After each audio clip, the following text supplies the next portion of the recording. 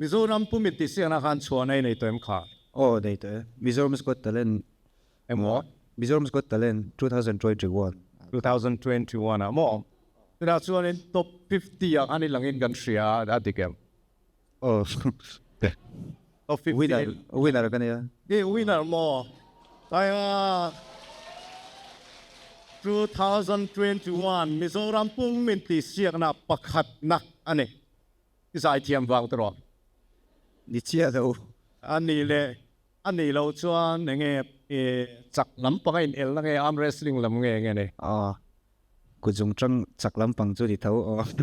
Guitar Per mo. Mo YouTube channel nei tro nge mi dang da.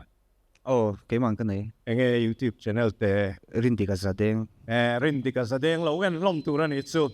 Tu na Rindika ZADENG lo min kut lo beng ila at so ana tiaman so sala to me.